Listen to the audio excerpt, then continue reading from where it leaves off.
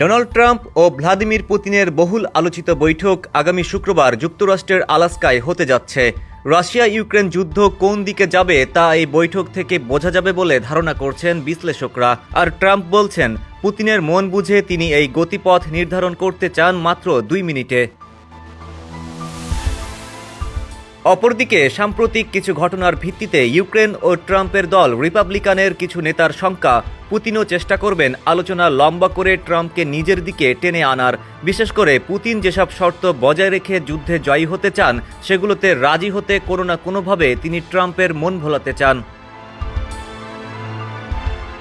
Trump Putin বৈঠক এমন একটি স্থানে হতে যাচ্ছে যেটি 1867 সালে 72 লাখ মার্কিন ডলারে যুক্তরাষ্ট্রের কাছে বিক্রি করে রাশিয়া।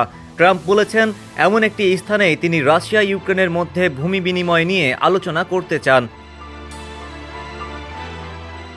নিউ ইয়র্ক টাইমসের প্রতিবেদনে বলা হয়েছে, স্থানীয় সময় সোমবার হোয়াইট হাউসে এক সংবাদ সম্মেলন করেন ট্রাম্প। সেখানে তিনি বলেন, পুতিনের পরিকল্পনা বুঝতেই তিনি আলাস্কায় যাচ্ছেন। বৈঠক শুরুর প্রথম 2 মিনিটেই তিনি পুতিনের মতিগতি বুঝতে চান। তাতে যদি মনে হয় কোনো চুক্তি হওয়ার সম্ভাবনা নেই, তাহলে তিনি আলোচনা ভেস্তে দিতেও প্রস্তুত আছেন। ট্রাম্প পুতিনের আসন্ন বৈঠককে সাম্প্রতিক সময়ের সবচেয়ে স্পর্শকাতর আলোচনা হিসেবে বিবেচনা করা হচ্ছে।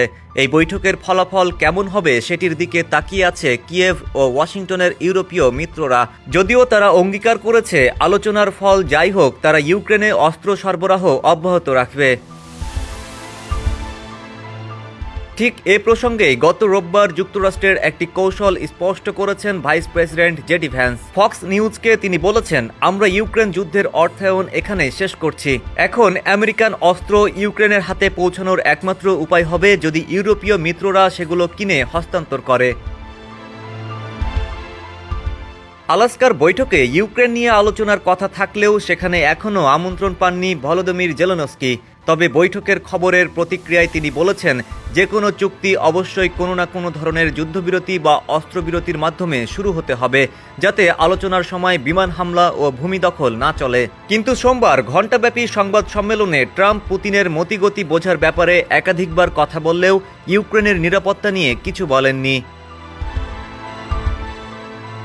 ডেস্ক রিপোর্ট, সমকাল।